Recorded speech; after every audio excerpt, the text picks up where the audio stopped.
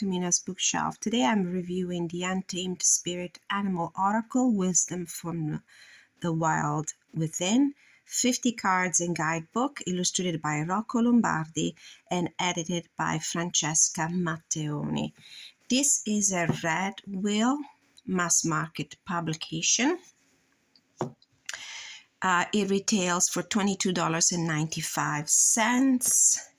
It comes in a beautiful, sturdy, slide-out drawer kind of two-part box. And as you can tell from the mood set by the illustration on the front of the box, it's a black and white and grayscale kind of deck. This is the guidebook that accompanies the deck. It's pretty nice and chunky. It comes on this kind of yellowish cream color, nice matte paper. And inside the main box, there is another box, a tuck box that houses the deck. Beautiful. This is also the back of the deck itself.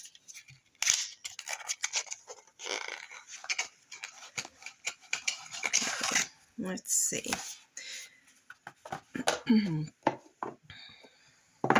These are the cards.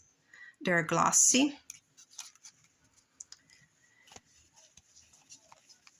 This deck was published probably around a couple of months ago, I would like to say. It's relatively new in my collection. I do love animal decks, anything that has a connection with the natural world, with Mother Nature. So it was immediately on my wish list. I'm not really a big fan of black and white decks. I have a limited amount of number of decks of that kind in my collection, but this one is pretty nice. And at first glance, when I was looking at pictures and a very few flip-throughs that were available on YouTube, it reminded me somehow of the Goliath tarot deck, very similar to that deck in vibe. So this is the guidebook. It's about 112 pages. Let's see what this deck is all about. From the back of the box, it's written very small, and the white on a black background, it's kind of hard for me to read. Discover the sacred wisdom of animals. From our earliest beginnings, animals have been a significant part of our lives. They help us, inspire us, sometimes scare us, but also protect us. In this dynamic oracle set, you will find 50 animals that are considered sacred in various cultures around the globe. Through symbolism and folklore, the cards present the ancestral wisdom of animals and show how each can guide and awaken our own untamed spirit. Each animal is created with the scratchboard technique.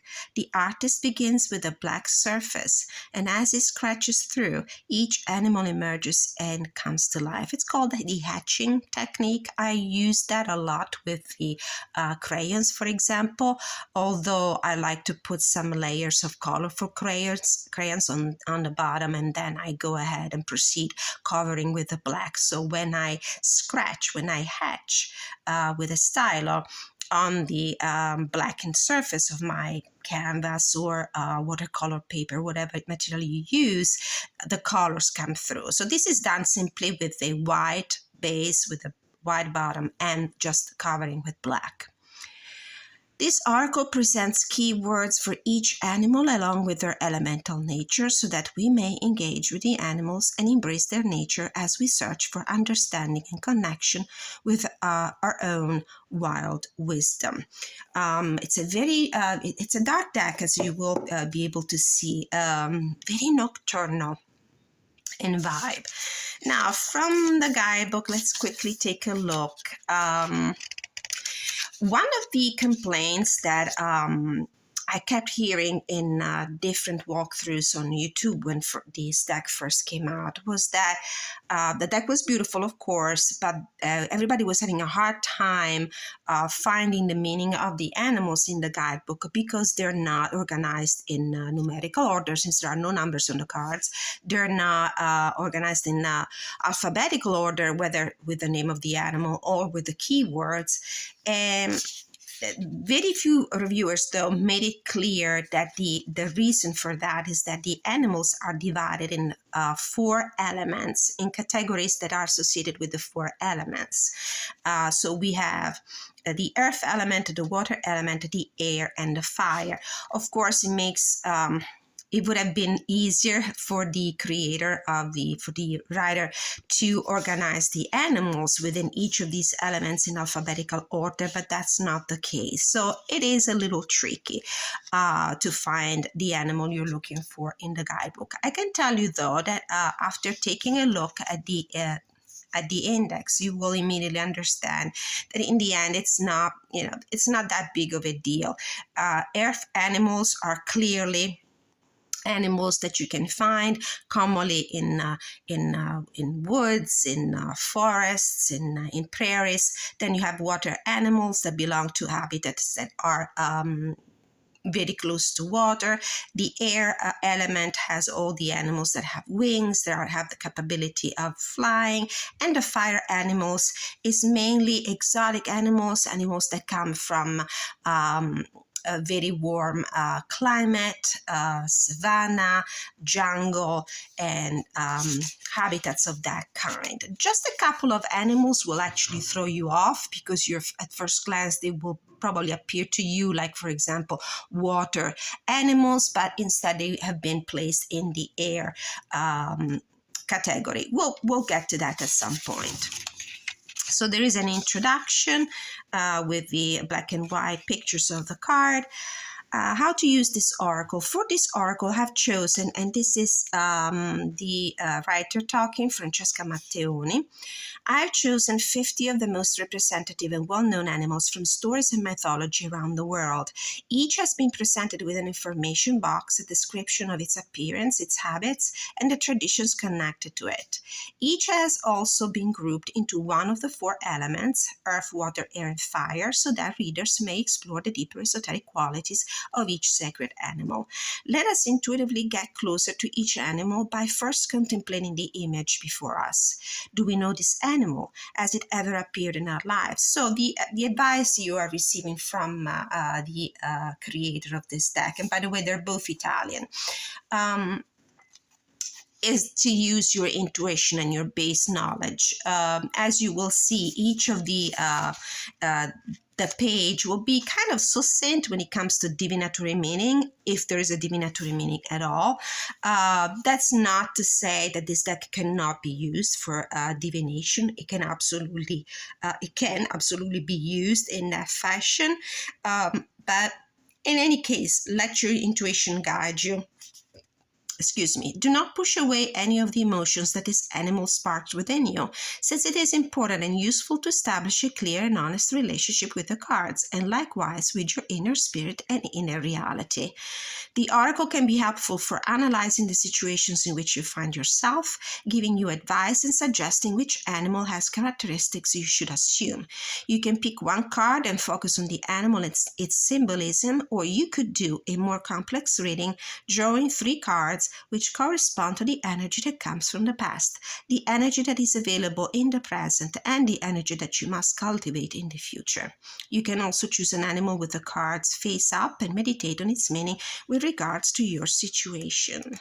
It's a good practice to keep a diary dedicated to your oracle readings. And then we go into the actual meaning of the cards. My deck is not in order anymore because I've been using it.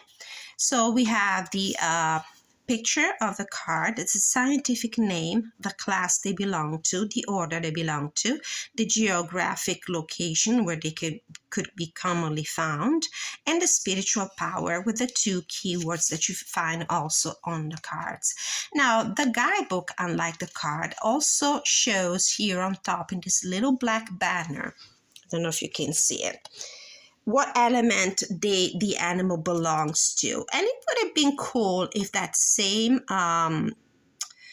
little banner could have been somehow included in the card itself. If not the banner with the word indicating which element the animal belongs to, because maybe it would look too crowded, at least the chemical symbol, it would have been, a good plus, a good bonus to have, but no complaints there. So we have the animal, the name of the animal. There is a little paragraph in which it sounds like the animal itself is speaking to you, talking about its own energy. And then we have a longer paragraph that gives you some information about the characteristics of the animal and the connection with a possible spiritual, or if there is one, divinatory meaning. It goes through all the animals in the same way. And then we have a last page with information about the creators. Francesca Matteoni is a poet, writer, and historian. She has worked as a researcher in England, studying the witch trials, the magic of bodies, and medical folklore in modern times. Rocco Lombardi is a designer and illustrator. He draws inspiration from nature and the natural world. He lives in the Apennine region of Bologna, but his roots are in the Tyrrhenian Sea.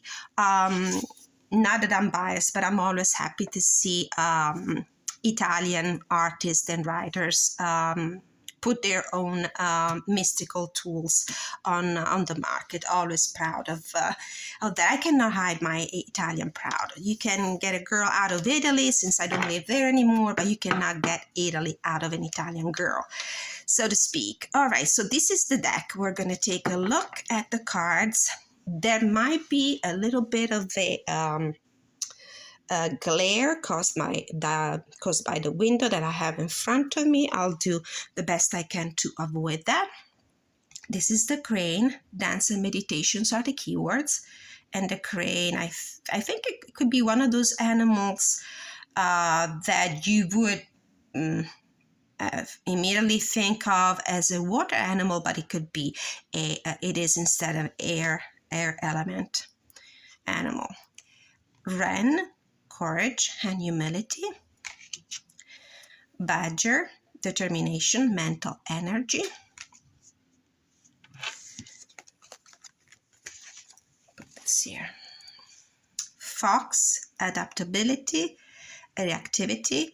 I love the keywords on this deck, and without minding too much about the guidebook, it's an exceptional deck when it comes to intuitive readings. So, owl, vision, silence. There are no limitations to the way you can use this deck. Swan, self-love, purity. Deer, grace and kindness, so you can admire the beautiful hatching technique used to bring these animals to life. Great use of shadows. Spider, connection and shadow. Moth, change and dreams. Bat, initiation, transition. Bee, responsibility, dedication. Viper, fear and healing. Gray heron, introspection and patience. Golden eagle, enlightenment, success. Seahorse, fatherly power, constancy. Tiger, willpower and passion. This is one of those animals that fall into the fire category, as it comes from, jungle. So tropical, subtropical, equatorial areas of the planet. Gorilla, nobility and leadership. Koala, family, stability. This is a fire animal as well. Kangaroo, as the kangaroo as well, progress and care. Peacock, beauty and completeness. Cat, independent, psychic powers. Butterfly, transformation and poetry. Seal, spirit and perception. There's a good variety of animals from different kinds of habitat, from different regions of this planet. Lion, cheerfulness and pride. Dog, friendship and loyalty. Rabbit, approval, sensitivity. Narwhal, uniqueness and freedom. Sea turtle, longevity, introspection. Horse, journey, ambition. Boar, combativeness, honor. Jaguar, charisma, shamanic gifts. Wolf, instinct, loyalty. Whale, imagination, emotional memory. Firefly, simplicity, childhood. Beautiful keywords, really. This is a great deck for readings of all kinds. Bull, male power, fertility.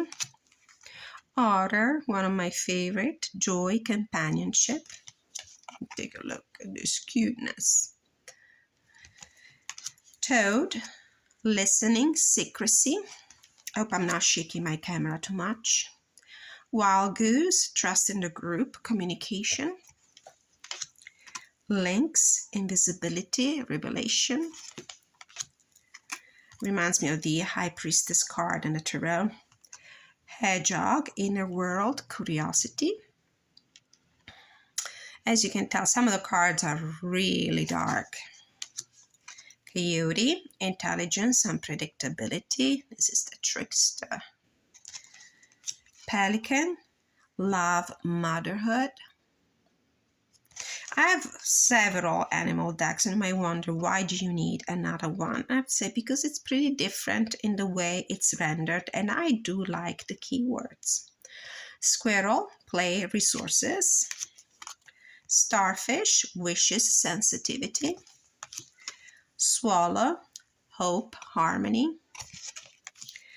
Bear, protection, faith, like in the Lenormand card, the protection energy.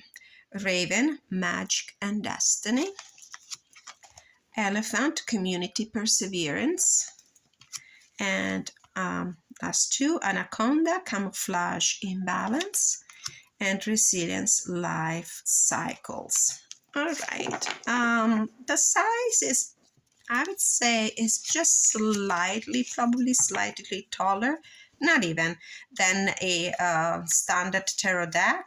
I would say it's probably about the same size. So it's pretty easy to shuffle.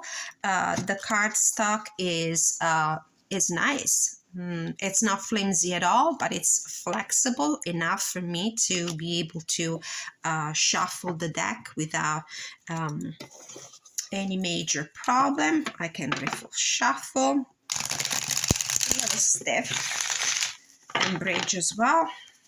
I can easily, with my dainty little hands, I can easily shuffle hand over hand.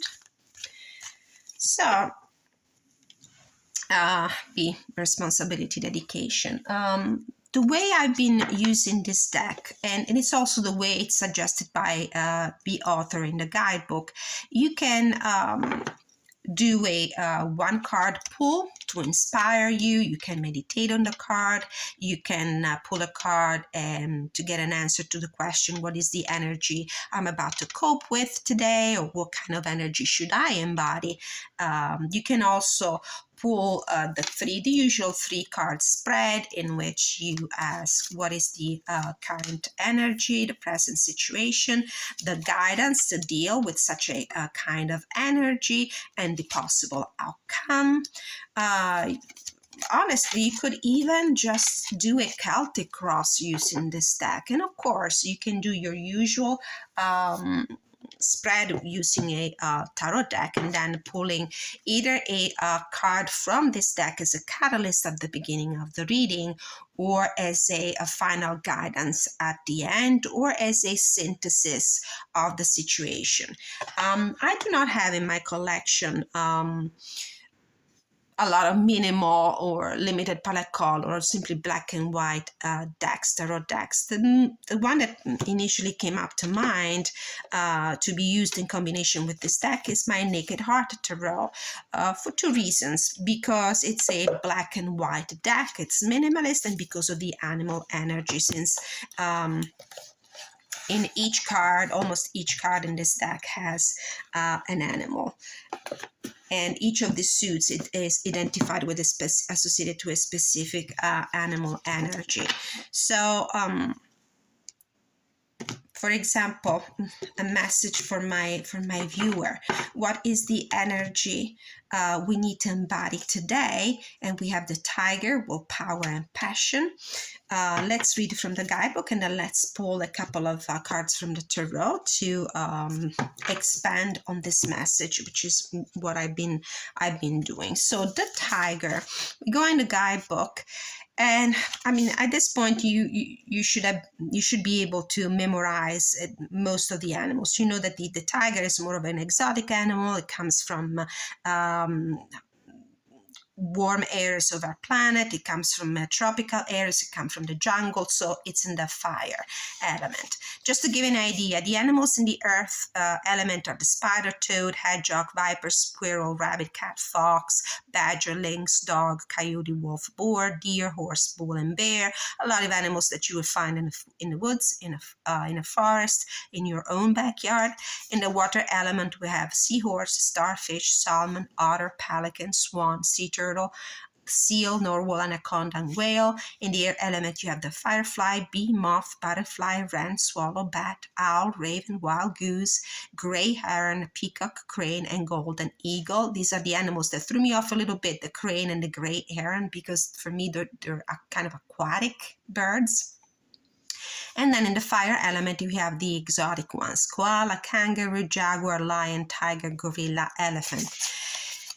So for the tiger, we're going into the fire element, which is the last in the book.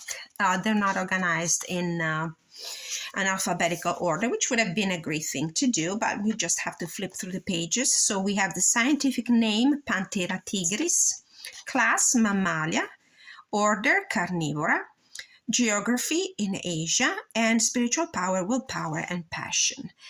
I do not fear darkness, thick vegetation, the call of adventures, or unfamiliar beings. My whole body is focused and full of fire. From my head to my tail, my willpower urges me on, alone, untamable, uncontested. I am on the hunt. The tiger is the solitary queen of Asian jungles and forests, known for its ferocity and its nocturnal hunting skills. In some cultures, it is almost a celestial being, a powerful demon. Unpredictability, passion, and adventure are some of the characteristics that define the tiger, according to Chinese horoscopes. Unlike other felines, it is a good swimmer and therefore can move around well in various elements, finding balance. The tiger is a great symbol of hunting. It teaches when to move, when to wait, when to act without reservation, and how to mimic the colors of vegetation. It suggests intensity and awareness of one's potential and self-fulfillment. Having the tiger as a guide means learning to balance the light and dark, just like the stripes on its body, to discipline aggression and inherent nature in order to pursue success with determination. So it's courage, it's determination, is self-discipline, is control, is patience in some way, because the tiger will not simply pounce randomly on its prey unless he's pretty sure that he's in control or she's in control of the situation. So let's pull a couple of cards from the Naked Heart to understand what kind of situation is this in which we need to embrace the tiger spiritual energy. What's going on in our life right now? Why do we have to embody the tiger energy? The High Priestess. Oh, you know what? And there are some tarot decks, animal decks, where the tiger is used as the protagonist in the High Priestess archetype, because the tiger embodies this kind of energy, being quiet, being observant, being wise, being secretive. The tiger will hide in the behind the luscious vegetation of the jungle to observe its prey before pouncing on it. So there's probably a situation where we need to be very attentive, we need to be very careful in order to be in control of our environment, observing silently without unveiling ourselves. So what is the advice for us? You could also include a fourth card. For example, what is the challenge? We have 6 of Cups and 3 of Cups. This is finding collaboration and harmony with the people around us. So it might be a situation that involves your own family. So this is a very down-to-earth reading. So it might be a situation that involves friends, family members. It could be kids, people that are very close to you. Those people who you share your resources with, the people you get together to celebrate nice moments in your life. So what is the challenge? The challenge that is crossing this situation. Why do we have to be why do we have to conceal ourselves a little bit in this situation? What is the challenge? Matter of Swords. We need to be very discerning. There's a situation that we need to be able to understand very clearly. We have to have a very clear vision of the situation in front of us. What's the possible outcome? Well, actually, let's do the guidance first. What is the guidance? Expand on the message of the tiger. Why the tiger? You know, it doesn't surprise me that we have the panther here as the animal totem in the suit. Temperance, we need to be patient. We cannot just act. We need to ponder and think and meditate very carefully before we take any action towards these people in our environment. We might need to compromise. We might need to reconcile with two different energies pulling the scales one way or the other, and it's about being patient. Possible outcome of this situation. Okay, I hope this message will resonate with somebody, will bring some useful knowledge. 9 of Wands. Still, this idea of defending yourself, of being very protective. You might, this is a situation where you are going to either protect your own boundaries or protect your own kids, your own people, your own friends, people you're very attached to, emotionally attached to. So this is a situation where you need to be very careful, very observant, protective, passionate. I do feel mother energy in this tiger. All right, so this was one of the many possible uses of this beautiful deck in combination with the Naked Heart Tarot. You can also, one of my favorites is always the past, present, and future.